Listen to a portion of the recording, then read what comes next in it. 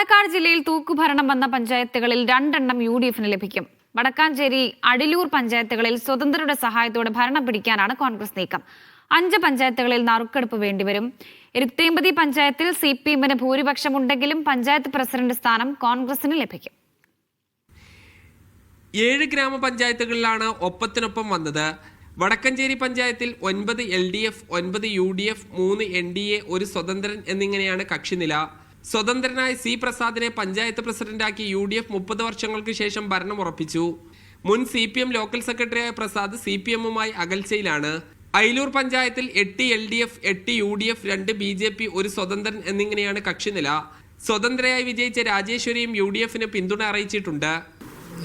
പെരുങ്ങോട്ടൂശി, കോട്ടായി, മാത്തൂർ, അത് ഞങ്ങളെന്തായാലും മത്സരിക്കാൻ തീരുമാനിച്ചിട്ടുണ്ട്. അവിടെ അതിൽ 2-3 പഞ്ചായത്ത് പറയുന്നില്ല, അത് കോൺഗ്രസിന് കിട്ടാൻ സാധ്യതയുണ്ട്. അപ്പോൾ കോൺഗ്രസിൻ്റെ ഗ്രാഫ് ഒന്നുകൂടി കൂടി 36, 37, 39 വരെ എത്തും. 20 സീറ്റുള്ള കൊപ്പം പഞ്ചായത്തിൽ 10 LDF-നും 10 UDF-നുമാണ്.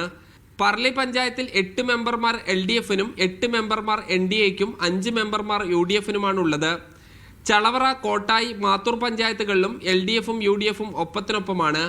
അതിനാൽ 5 പഞ്ചായത്തുകളിൽ നറുക്കെടുപ്പിലൂടെയായിരിക്കും ഭരണം ആർക്കാണെന്ന് തീരുമാനിക്കുക. നറുക്കെടുപ്പിൽ പ്രസിഡന്റും വൈസ് പ്രസിഡന്റും 2 മുന്നണികൾക്കാകാനും സാധ്യതയുണ്ട്. 15 വാർഡുള്ള എരുത്തിയാമ്പതിൽ 7 സീറ്റ് ലഭിച്ച LDF-ആണ് അധികാരത്തിൽ വരേണ്ടത്. പഞ്ചായത്ത് പ്രസിഡന്റ് സ്ഥാനം SC സംവരണമാണ്. CPM-ന്റെ SC സ്ഥാനാർത്ഥികൾ പരാജയപ്പെട്ടു.